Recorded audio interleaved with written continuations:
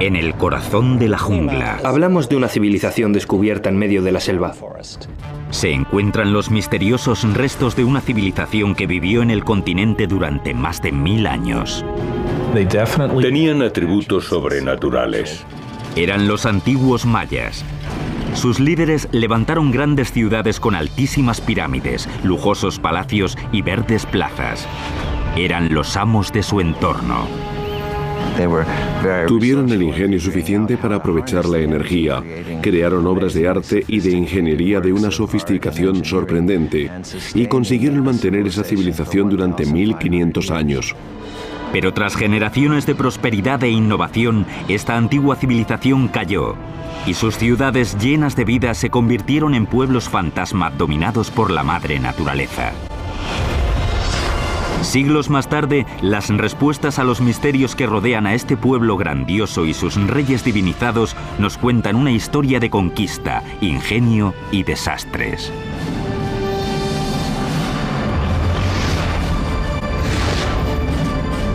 La construcción de un imperio, los mayas.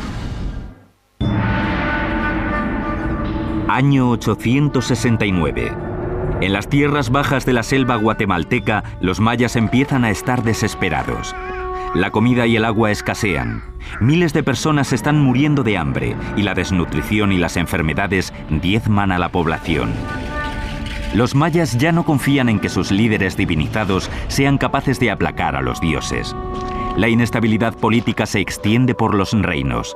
Y una a una, las grandes ciudades-estado son abandonadas. La gran civilización maya se desmorona. Las ciudades empiezan a caer una tras otra. Quedan abandonadas. Los reyes desaparecen y la cultura maya clásica llega a su fin. ¿Qué le sucedió a este poderoso pueblo? Los expertos siguen sin tener respuestas claras. Sabemos que empezaron a desaparecer. La pregunta es, ¿cómo sucedió? La respuesta podría estar en unos complicados jeroglíficos conocidos como el Códice Maya. Un jeroglífico es un medio complejo de transmitir toda la información que los mayas eran capaces de pensar o expresar. Es el único ejemplo de América de un sistema de escritura completo y complejo. Hoy, estos símbolos criptográficos nos cuentan una historia de guerras salvajes, dirigentes poderosísimos y la gloria y la caída de un pueblo enigmático. Hola, soy Peter Weller. Estoy en un templo impresionante en el corazón de la selva del sur de México, cerca de la frontera con Guatemala. Esto es el centro de la antigua civilización maya. Durante años, los arqueólogos creyeron que los antiguos mayas se habían separado pacíficamente en sus aproximadamente 40 ciudades-estado, cada una de ellas con su dinastía real. Por lo que sabíamos, al parecer se producía comercio entre ellas y comunicación, pero no se conocía ninguna agresión imperial motivada por el ansia de poder o de tierras fuera del territorio de cada rey. Sin embargo, a lo largo de los últimos 50 años, estas teorías se han puesto en tela de juicio por la aparición de jeroglíficos como este, un resto del sistema de escritura avanzado con que contaban los mayas, que cuentan una historia bastante distinta. Las ideas inocentes de los años 60 acerca de un pueblo pacífico y amable están desapareciendo ante una realidad mucho más compleja de ciudades-estado que libraban batallas sangrientas. Y ahora tenemos pruebas de que las batallas y los sacrificios humanos eran parte esencial de la vida de los antiguos mayas.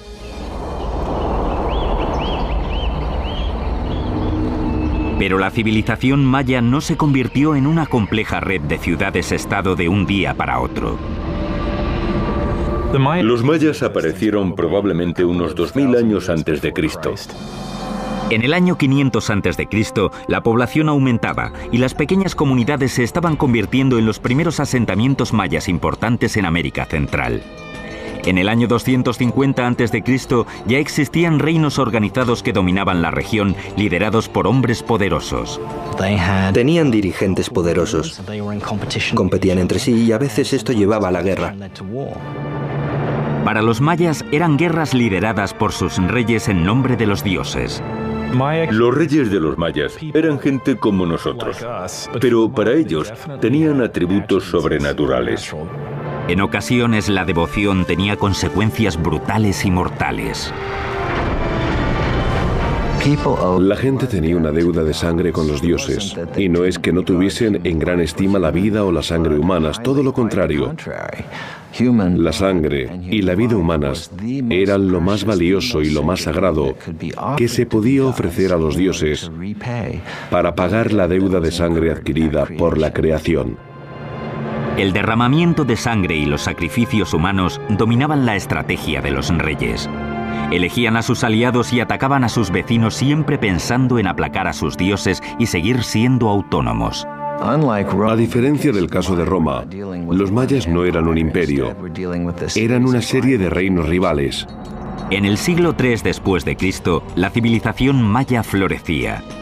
Ninguna de las ciudades consiguió dominar a las demás, pero sí había un centro de poder que destacaba. Se llamaba Tikal. Tikal es una de las pocas ciudades que destacaron en el periodo preclásico, antes de Cristo, y que después siguieron siendo fuertes hasta el final del periodo clásico. Es una ciudad que nunca decayó. Pero en el siglo VI, un nuevo poder, la ciudad de Calakmul, amenazó la prosperidad de Tikal. Los mayas tenían dos grandes capitales dinásticas, Calakmul y Tikal. Estas dos ciudades estaban enfrentadas. Al parecer, fue Calakmul la que empezó a establecer alianzas alrededor de Tikal, básicamente cercando a su enemigo.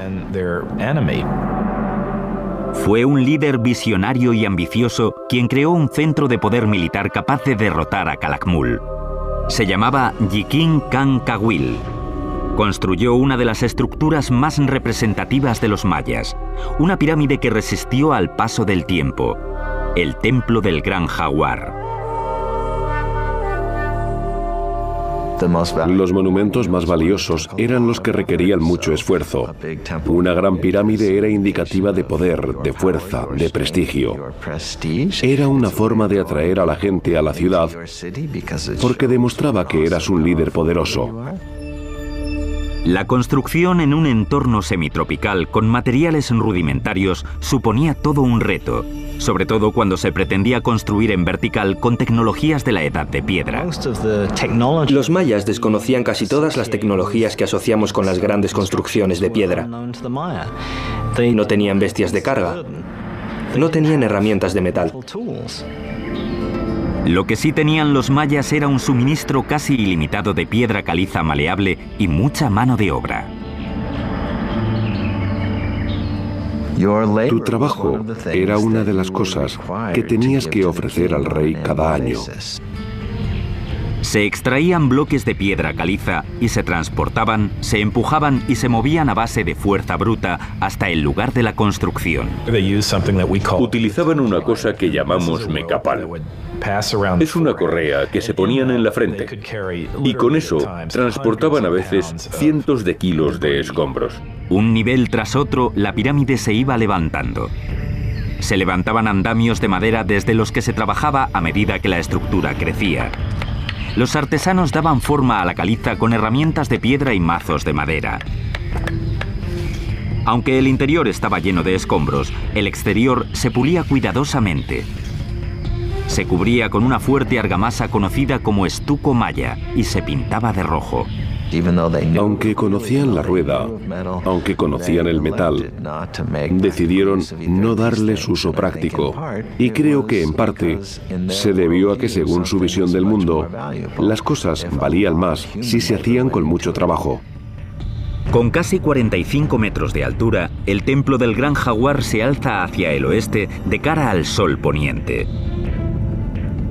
Este rascacielos de la antigüedad sin duda llamaba la atención de todos los que pisaban la gran plaza de Tikal como símbolo de poder y redención. Pero la maravilla construida por Yikin Khan Kawil era solo el principio. En el año 736, Kawil venció a su rival más importante, Calakmul. Entonces, en los años 743 y 744, atacó y venció a dos importantes aliados de Calakmul que rodeaban Tikal, el Perú al oeste y Naranjo al este. Así consiguió romper el cerco que había amenazado con asfixiar a Tikal. Para celebrarlo, construyó varias ampliaciones del palacio, nuevas pirámides. La de Tikal, que vemos hoy, es en gran parte fruto de aquellas victorias. Es posible que incluso pusiera en marcha la construcción de la estructura más alta de Tikal, el Templo Cuarto. Esta inmensa pirámide, construida con 190.000 metros cúbicos de piedra, tenía más de 64 metros de altura o 22 pisos, casi tanto como las torres del puente de Brooklyn. Sobresalía por encima de la bóveda de la selva y permitía tener una visión de 180 grados de la ciudad. A lo lejos, otras ciudades mayas construían ambiciosas estructuras. Pero en aquel momento, con el rey Jiquín Cancahue en el poder, Tikal era el centro indiscutible de la civilización maya.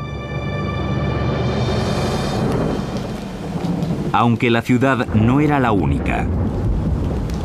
Lejos de allí, a unos 400 kilómetros al oeste, otra dinastía se dedicaba a levantar una gran acrópolis.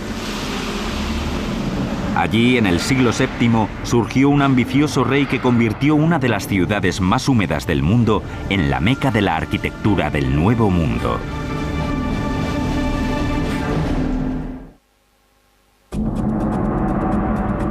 Año 611. En los límites del mundo maya, al sudeste de México, una ciudad llamada Palenque está contra las cuerdas. Intentan defenderse a la desesperada de las fuerzas de Calakmul, la misma ciudad que había derrotado a Tikal en el año 562. Las fuerzas de Palenque son derrotadas y el rey muere sin heredero. Los reyes mayas se consideraban divinos, por lo que su linaje era clave para la supervivencia. El fin de una dinastía solía traer la desgracia. Sin embargo, en ese momento crítico, estaba a punto de empezar una de las campañas de construcción más importantes de la historia maya, en Palenque. Y el rey que la impulsó fue un desconocido hasta mediados del siglo XX. En 1949 se respondieron algunas de las preguntas sobre la misteriosa dinastía de Palenque, cuando el arqueólogo Alberto Ruiz L'Huillier realizó excavaciones en este templo de 22 metros de altura, al que ahora conocemos como Templo de las Inscripciones. Yo no estoy en mala forma, pero ellos subían con tocados y túnicas, cuchillos y espadas de obsidiana. Yo creía que estaba en buena forma, al menos para mi edad. Pero no sé cómo conseguían subir ellos, ni cómo lo consiguió Alberto Ruiz. Aunque me quedan muchos escalones. Al llegar a este santuario, miró alrededor y vio esto. Una serie de agujeros en el suelo, tapados con piedras, y supuso que de ellas colgaban cuerdas que servían para levantar una losa, como una trampilla. Tiró de ella, levantó esto y bajó por una escalera empinada, llena de polvo y de escombros. Nunca antes había visto una pirámide maya como esta. Así que sus hombres se pusieron a cavar y cavar y cavar hacia lo desconocido. Las escaleras estaban resbaladizas por la humedad y el tiempo y la lluvia. Pero al final llegó a un llano y allí descubrió que el camino continuaba y encontró puertas ocultas, pasadizos, indicios de que se habían hecho muchos cálculos y planes para construir esta estructura. Por fin, 3 largos años después, llegó hasta el fondo de esta escalera de 25 metros y allí encontró un pequeño pasillo en el que había una caja de piedra y dentro de ella 6 esqueletos, los restos de personas que habían sido sacrificadas para proteger a la persona para la que se construyó este templo. Pero no sabía quién era esa persona. Y al final vio una puerta enorme, una gran piedra triangular. Así que la abrieron y entraron. Y tras esa puerta triangular encontraron una cripta de unos 10 metros de largo y 7 de alto. Y dentro de la cripta, un sarcófago enorme tallado de un solo bloque de caliza. Y encima del sarcófago, una enorme losa con grabados de un rey. Este lado, por cierto, está cubierto de cinabrio, de color rojo, venenoso al tacto, para evitar saqueos. Si los antiguos egipcios lo hubieran usado, quizá hoy se conservarían más antigüedades. Como decía, en este lateral está dibujado un escudo y en el santuario hay otro. La palabra maya para escudo es Pakal. De modo que Alberto Ruz había descubierto la tumba del rey maya más importante, Pakal el Grande. La ascensión de Pakal al trono en el 615 se produjo durante la época más crítica para Palenque. Al no haber heredero, los ancianos de Palenque recurrieron a una extraña, a una mujer de la realeza que vivía fuera del reino llamada Sak Kuk. La mujer regresó a Palenque con su hijo adolescente, Pakal. El futuro de Palenque pendía de un hilo cuando el joven fue coronado rey por su madre. Tenía solo 12 años. Ella cuidó del trono durante más de 10 años, hasta que él creció. Mientras crecía, el joven rey Pakal tuvo que divinizarse para legitimar su reinado. Proclamó que su madre era la personificación de la primera madre, que había creado a los hombres y a los dioses.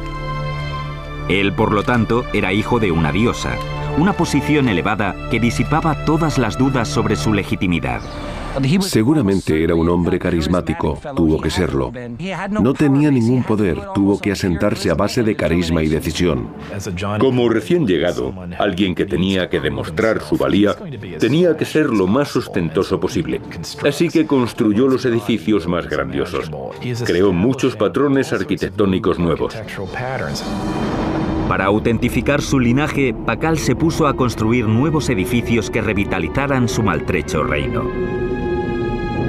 Uno de sus primeros encargos fue la renovación y ampliación del palacio, una estructura impresionante situada en el centro de la plaza principal. El palacio, con más de 6.500 metros cuadrados, se convirtió en un laberinto de galerías, cámaras, escaleras, patios y túneles y se diseñó para reflejar sus ideas de grandeza. Al principio, los arquitectos de Pakal, igual que todos los arquitectos mayas, emplearon la falsa bóveda para sostener los altos edificios.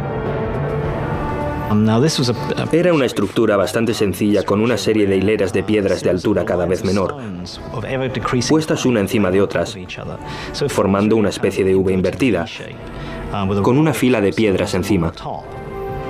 Pero el falso arco dejaba mucho que desear. Esta estructura básica limitaba el espacio interior y la luz y obligaba a los arquitectos a construir muros más anchos que el espacio que quedaba entre ellos. Los ingenieros, impulsados por la voluntad de su rey, buscaban soluciones a ese problema. Lo que consiguió el diseño de Palenque fue aligerar el peso. Crearon una estructura de panal en lo alto de esos edificios. Así, los espacios fueron más amplios, más abiertos y más luminosos. Estas innovaciones redujeron la tensión soportada por los muros y así se creó una sensación más abierta y acogedora que en los edificios mayas tradicionales. A lo largo de 60 años, los arquitectos de Pakal fueron los mejores del Nuevo Mundo. Y al final de su reinado, Pakal encargó la construcción del proyecto más complejo e imaginativo que habían emprendido los mayas, el Templo de las Inscripciones. El descubrimiento del Templo de las Inscripciones cambió nuestra concepción de las pirámides mayas. No pensábamos que fueran sepulcros funerarios. Dentro, a lo largo de una escalera que bajaba hasta la tumba, los ingenieros habían construido un conducto, un tubo hueco. Es un conducto que permitía que alguien situado encima de la pirámide hablase a través de él, para, teóricamente, comunicarse con Pakal en su tumba. Este sarcófago de 20 toneladas se creó para que durara toda la eternidad. Tenía una tapa que se apartaba y una cavidad para poner el cadáver. Cuando murió, la puerta se selló y la escalera se bloqueó. Sus arquitectos y escultores diseñaron un ataúd de gran simbolismo que mostraba la resurrección de Pakal en el otro mundo. Los escribas reales recibieron la orden de crear una plantilla en la que introducir 640 glifos para contar la historia del reino de Pakal. Muchas pirámides mayas carecen de textos, pero en el templo de las inscripciones pasa todo lo contrario. Todo lo que hay en él, desde las grandes placas de la cúspide hasta lo que hay dentro, proclama que es el lugar donde descansa el fundador de una de las grandes dinastías. En el año 683, cuando llevaba 68 años en el trono, aquel niño que se había convertido en uno de los grandes reyes mayas falleció a los 80 años. Lo cubrieron de cinabrio rojo y lo adornaron con ricas joyas. Le taparon la cara con una máscara de jade. Aunque el legado del gran Pakal iba a ser difícil de superar, su hijo llevaba casi 50 años esperando su oportunidad. Estaba decidido a poner en marcha una serie de proyectos de construcción que iban a desafiar las leyes de la física y de la madre naturaleza.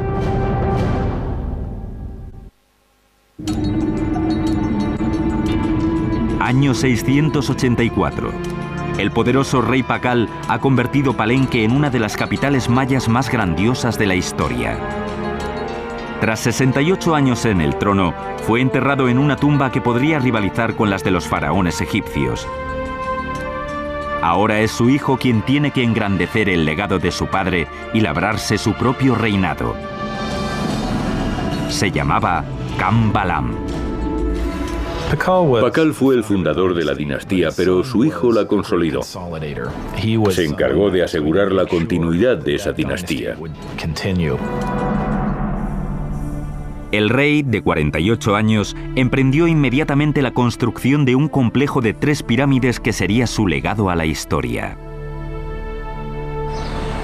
Diseñó y construyó el Grupo de la Cruz, uno de los grupos de templos ceremoniales más hermosos y complejos del mundo maya. Son sus monumentos conmemorativos, más altos que el palacio. Incluso en algunos aspectos superan las obras de su padre.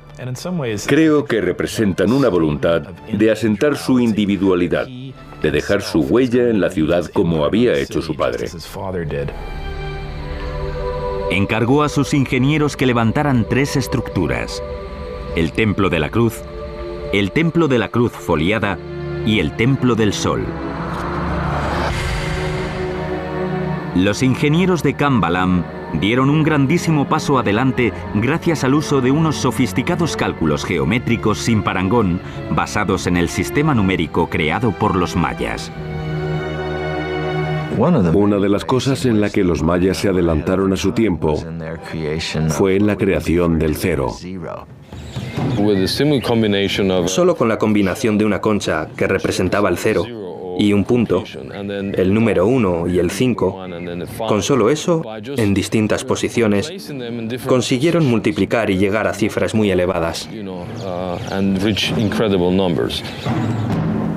Los griegos y los romanos fueron grandísimos ingenieros, teólogos, historiadores y demás, pero su sistema matemático los limitaba mucho, porque no tenía cero. Lo irónico es que fueron capaces de hacer grandes obras públicas y filosofía y todo eso, pero comparados con los mayas, eran malos en matemáticas. Las matemáticas avanzadas de los ingenieros de Kambalam podrían haber incluido el descubrimiento de proporciones como la raíz cuadrada de los rectángulos y algo llamado el número áureo, una proporción natural que se da en los animales, la naturaleza e incluso el cuerpo humano, como la relación de 1 a 1,618. Si mides la distancia de la cabeza al ombligo y del ombligo a los pies, la proporción es muy cercana a 1,618, la divina proporción. Algunos expertos creen que esta proporción lleva miles de años apareciendo en construcciones en lugares como las pirámides de Giza en Egipto o el Partenón de Atenas. El hombre de Vitruvio de Da Vinci es un estudio de esa proporción. E incluso hay quien dice que pintó a la Mona Lisa basándose en ella.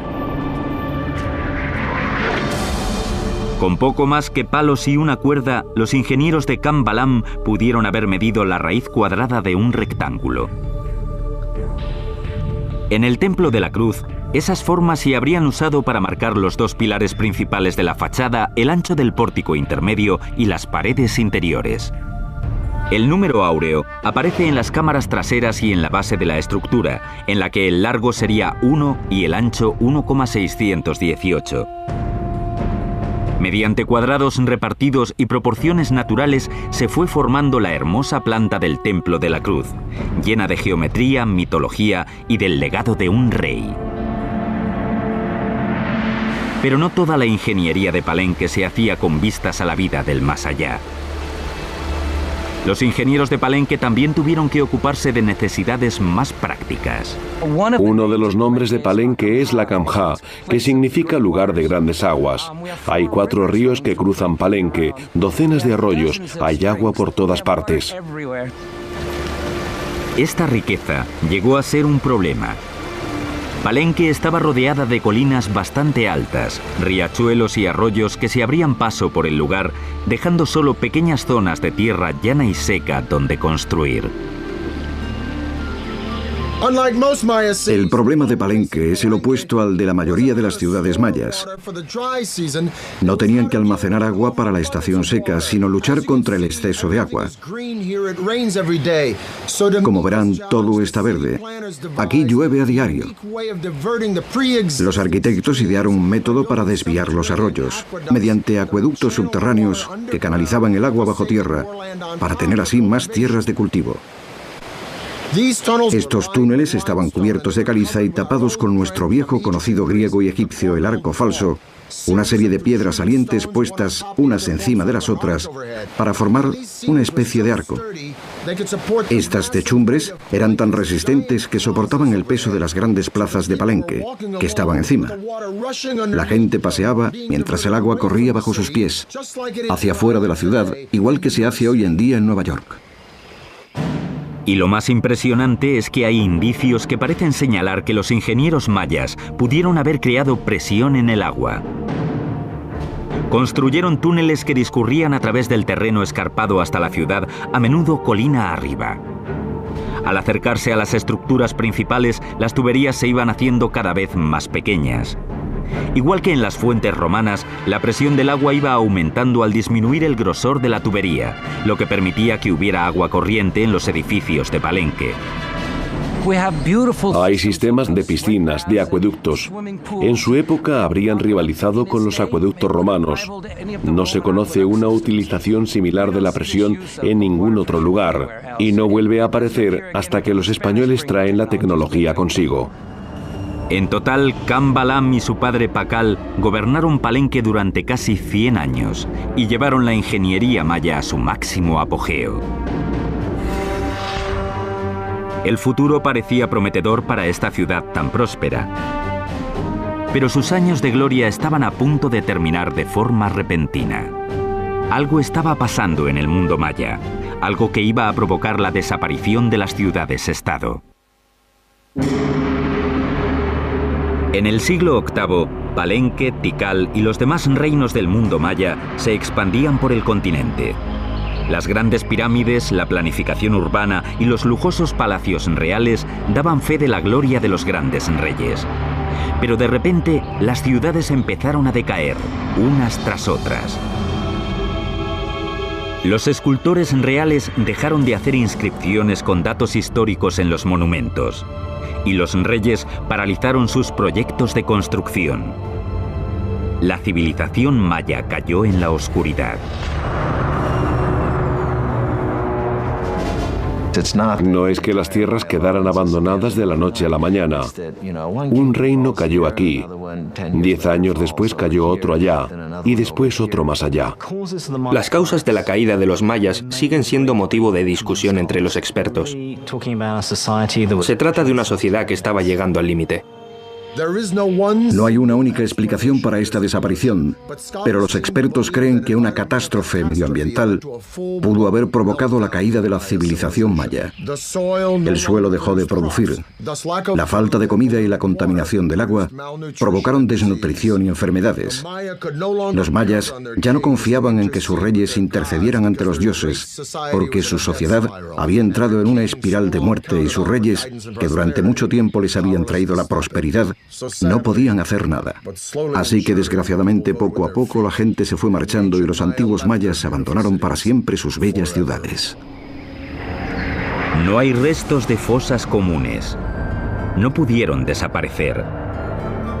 ¿A dónde fueron esos millones de mayas? Si querías irte a algún sitio, tenías que irte al norte, al norte.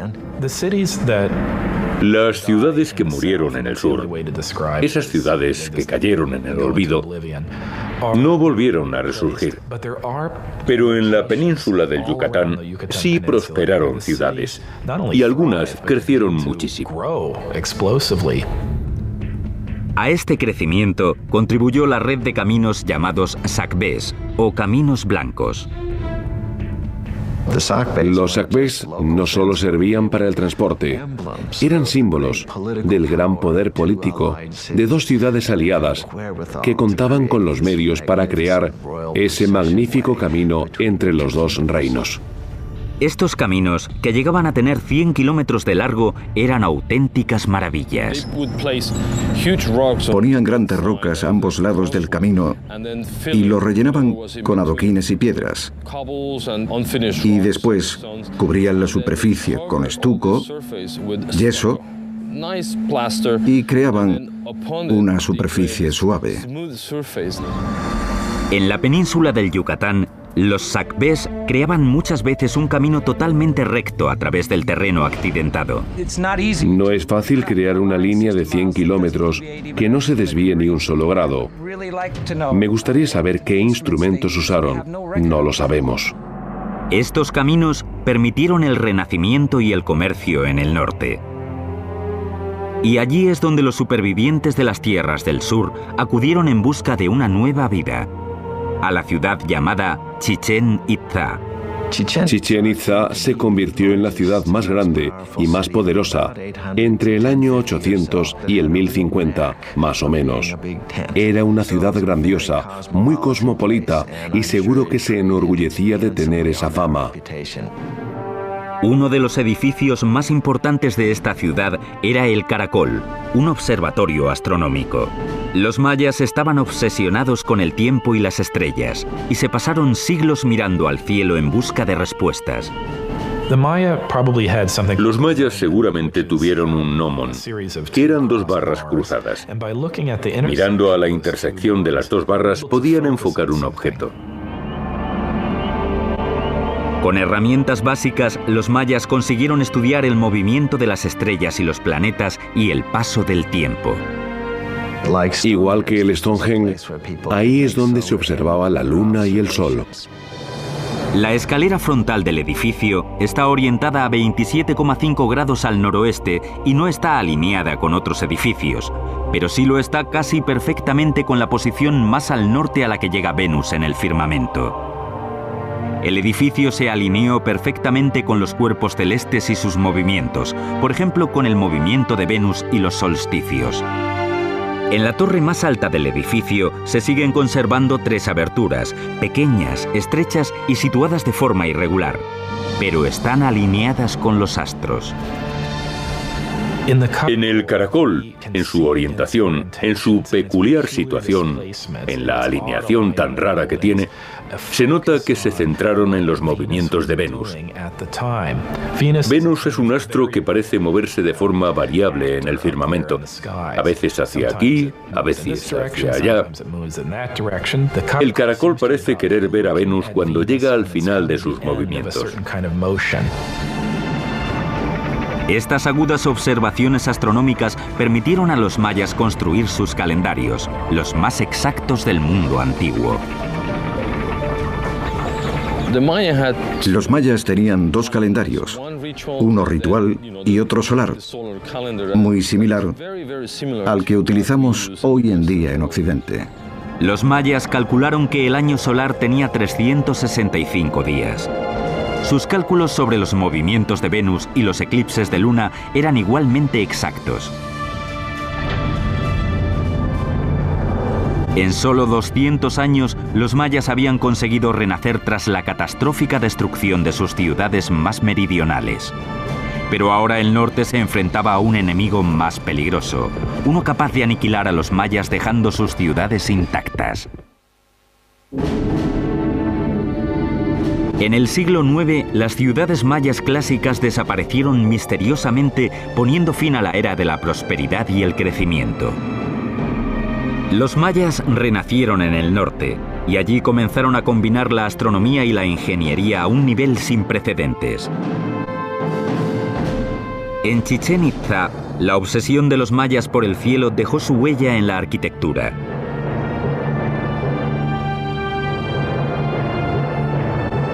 La piedra angular de Chichén Itzá era el castillo, un edificio de 30 metros construido en el siglo IX o X. Sus 365 escalones equivalen a los días del calendario maya civil. Los 52 paneles de cada lado representaban los ciclos mayas de 52 años. Los 9 niveles escalonados representaban los 18 meses del calendario solar maya. Y el eje del templo estaba situado estratégicamente de forma que 2 veces al año el templo proyectara una sombra concreta. Un maya que mirase hacia el sector noroeste del castillo vería una balaustrada y una combinación de sombras y luz en esa parte, justo antes de la puesta de sol. Se formaban varios triángulos de luz. Al final de la balaustrada había una cabeza de serpiente tallada, una serpiente que bajaba de los cielos, que indicaba la llegada de la estación de las lluvias. Para los mayas, este fenómeno era la manifestación de la deidad Kukulcán, la serpiente emplumada. Los mayas consiguieron localizar los equinoccios, el día del año en el que el día y la noche duran lo mismo. Todos los años, el 21 de marzo, se ve descender a Kukulcán. Alrededor del castillo, los edificios civiles fueron adquiriendo una nueva característica. Se hicieron más espaciosos, con una plaza abierta, templos, mercados, un campo de juego y columnatas.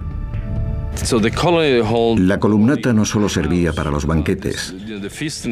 Es posible que también pudiera entrar la gente normal, según cual fuera la celebración, para ser testigos de la llegada de los comerciantes, los mercaderes.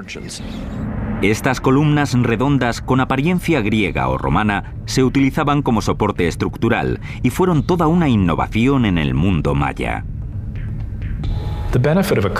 La ventaja de una columna es que te permite crear techumbres planas.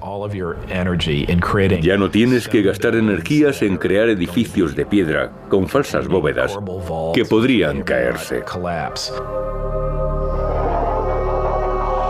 Las columnas tienen un diseño sencillo, cilindros redondos colocados unos sobre otros y rellenados con escombros. En lo alto se colocaba una pieza cuadrada y a continuación techos planos de estuco y madera para crear grandes interiores cubiertos.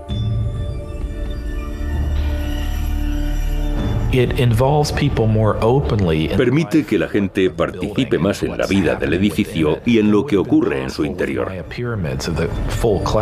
Eso no pasaba con las pirámides mayas del periodo clásico, que pretendían ser exclusivas. Eran un espacio al que poca gente podía acceder. Las columnatas eran mucho más abiertas. Pero la atmósfera acogedora no duró mucho. Tras más de 200 años dominando el Yucatán, Chichén Itzá se enfrentó a un destino similar al de sus vecinas del sur. Se desplomó misteriosamente. Cuando los españoles llegaron a las costas de la península del Yucatán en 1517, todos los grandes centros del mundo maya habían sido abandonados. Sin embargo, los restos de la civilización maya seguían viviendo en pequeñas aldeas y opusieron una dura resistencia a los conquistadores. Fue difícil conquistarlos, porque en lugar de capturar a un rey o a un emperador, como en el caso de los aztecas, tuvieron que ir conquistando cada pequeña aldea. Y cuando avanzaban hacia la siguiente, había una por detrás que se rebelaba. Los guerreros mayas mataron a miles de conquistadores, pero sus armas resultaron inútiles ante el más poderoso enemigo, la enfermedad. En solo 100 años, el 90% de los habitantes del Nuevo Mundo habían muerto. Los mayas supervivientes fueron perseguidos. Fray Diego de Landa había llegado desde España para convertir a los mayas al cristianismo e imponía sus enseñanzas religiosas por la fuerza.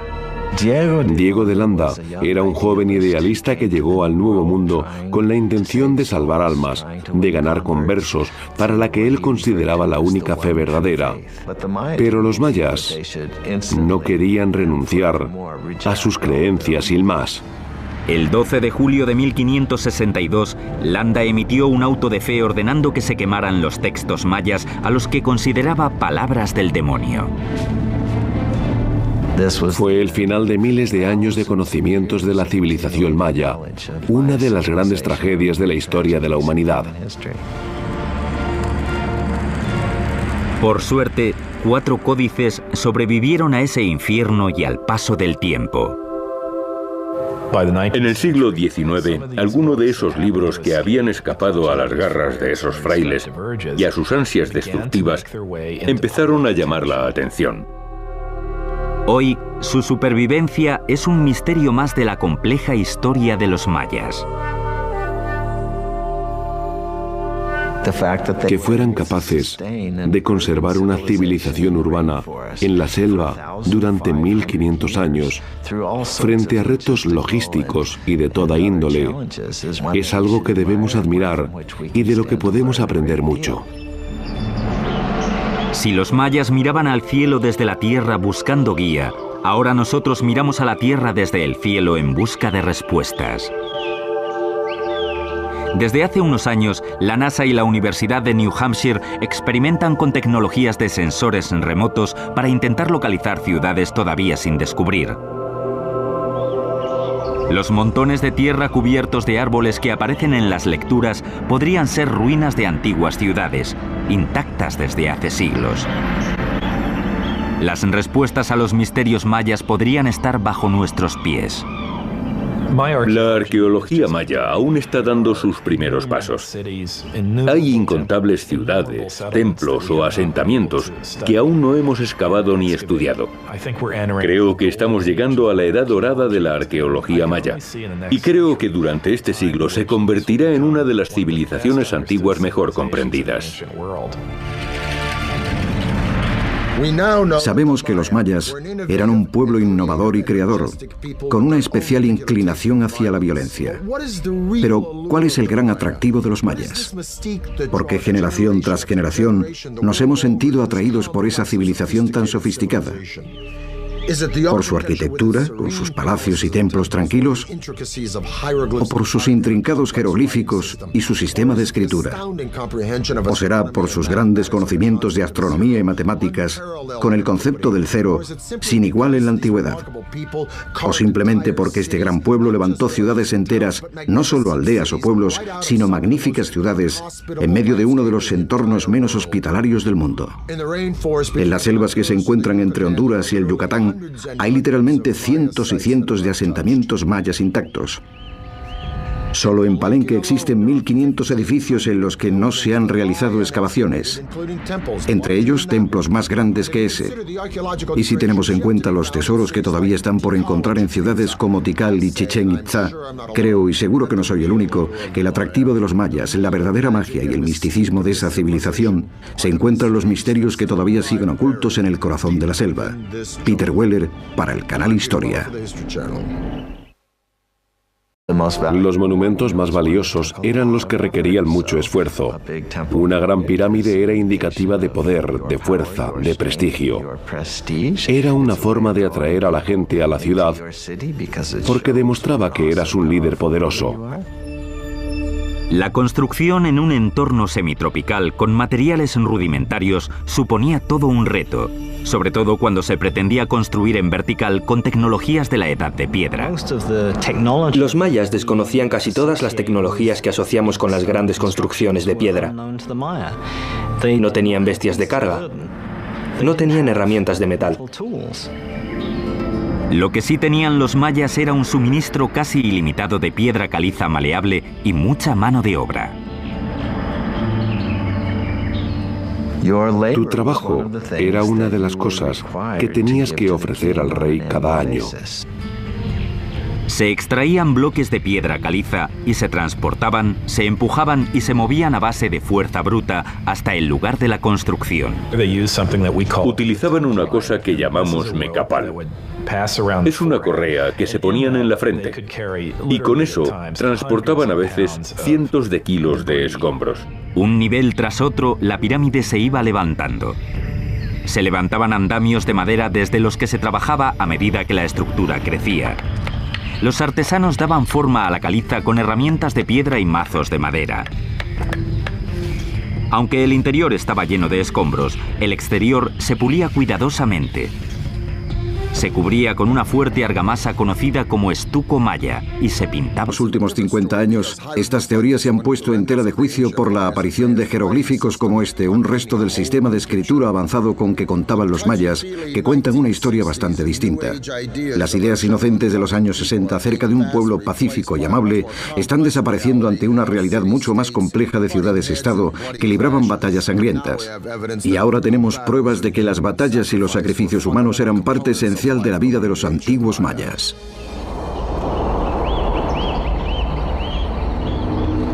Pero la civilización maya no se convirtió en una compleja red de ciudades-estado de un día para otro. Los mayas aparecieron probablemente unos 2000 años antes de Cristo. En el año 500 a.C., la población aumentaba y las pequeñas comunidades se estaban convirtiendo en los primeros asentamientos mayas importantes en América Central. En el año 250 a.C. ya existían reinos organizados que dominaban la región, liderados por hombres poderosos. Tenían dirigentes poderosos. Competían entre sí y a veces esto llevaba a la guerra. Para los mayas eran guerras lideradas por sus reyes en nombre de los dioses. Los reyes de los mayas eran gente como nosotros, pero para ellos tenían atributos sobrenaturales. En ocasiones la devoción tenía consecuencias brutales y mortales. La gente tenía una deuda de sangre con los dioses, y no es que no tuviesen en gran estima la vida o la sangre humanas, todo lo contrario. La sangre y la vida humanas eran lo más valioso y lo más sagrado que se podía ofrecer a los dioses para pagar la deuda de sangre adquirida por la creación. El derramamiento de sangre y los sacrificios humanos dominaban la estrategia de los reyes. Elegían a sus aliados y atacaban a sus vecinos siempre pensando en aplacar a sus dioses y seguir siendo autónomos. A diferencia del caso de Roma, los mayas no eran un imperio, eran una serie de reinos rivales. En el siglo III después de Cristo, la civilización maya florecía. Ninguna de las ciudades consiguió dominar a las demás, pero sí había un centro de poder que destacaba. Se llamaba Tikal. Tikal es una de las pocas ciudades que destacaron en el periodo preclásico, antes de Cristo, y que después siguieron siendo fuertes hasta el final del periodo clásico. Es una ciudad que nunca decayó. Pero en el siglo VI, un nuevo poder, la ciudad de Calakmul, amenazó la prosperidad de Tikal. Los mayas tenían dos grandes capitales dinásticas, Calakmul y Tikal. Estas dos ciudades estaban enfrentadas. Al parecer, fue Calakmul la que empezó a establecer alianzas alrededor de Tikal, básicamente cercando a su enemigo. Fue un líder visionario y ambicioso quien creó un centro de poder militar capaz de derrotar a Calakmul. Se llamaba Yikin Khan Kawil. Construyó una de las estructuras más representativas de los mayas, una pirámide que resistió al paso del tiempo, el Templo del Gran Jaguar. La inestabilidad política se extiende por los reinos y una a una las grandes ciudades-estados son abandonadas. La gran civilización maya se desmorona. Las ciudades empiezan a caer una tras otra. Quedan abandonadas. Los reyes desaparecen y la cultura maya clásica llega a su fin. ¿Qué le sucedió a este poderoso pueblo? Los expertos siguen sin tener respuestas claras. Sabemos que empezaron a desaparecer. La pregunta es, ¿cómo sucedió? La respuesta podría estar en unos complicados jeroglíficos conocidos como el Códice Maya. Un jeroglífico es un medio complejo de transmitir toda la información que los mayas eran capaces de pensar o expresar.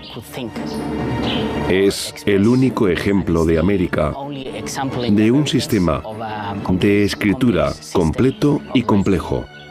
Hoy, estos símbolos criptográficos nos cuentan una historia de guerras salvajes, dirigentes poderosísimos y la gloria y la caída de un pueblo enigmático. Hola, soy Peter Weller. Estoy en un templo impresionante en el corazón de la selva del sur de México, cerca de la frontera con Guatemala. Esto es el centro de la antigua civilización maya. Durante años, los arqueólogos creyeron que los antiguos mayas se habían separado pacíficamente en sus aproximadamente 40 ciudades-estado, cada una de ellas con su dinastía real. Por lo que sabíamos, al parecer se producía comercio entre ellas y comunicación, pero no se conocía ninguna agresión imperial motivada por el ansia de poder o de tierras fuera del territorio de cada rey. Sin embargo, a lo largo de los... En el corazón de la jungla Hablamos de una civilización descubierta en medio de la selva. se encuentran los misteriosos restos de una civilización que vivió en el continente durante más de 1000 años. Tenían atributos sobrenaturales. Eran los antiguos mayas. Sus líderes levantaron grandes ciudades con altísimas pirámides, lujosos palacios y verdes plazas. Eran los amos de su entorno. Tuvieron el ingenio suficiente para aprovechar la energía, crearon obras de arte y de ingeniería de una sofisticación sorprendente y consiguieron mantener esa civilización durante 1500 años. Pero tras generaciones de prosperidad e innovación, esta antigua civilización cayó y sus ciudades llenas de vida se convirtieron en pueblos fantasma dominados por la madre naturaleza. Siglos más tarde, las respuestas a los misterios que rodean a este pueblo grandioso y sus reyes divinizados nos cuentan una historia de conquista, ingenio y desastres.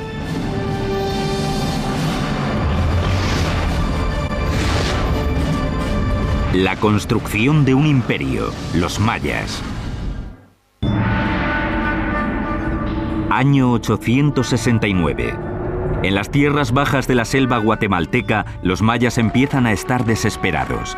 La comida y el agua escasean. Miles de personas están muriendo de hambre y la desnutrición y las enfermedades diezman a la población. Los mayas ya no confían en que sus líderes divinizados sean capaces de aplacar a los dioses.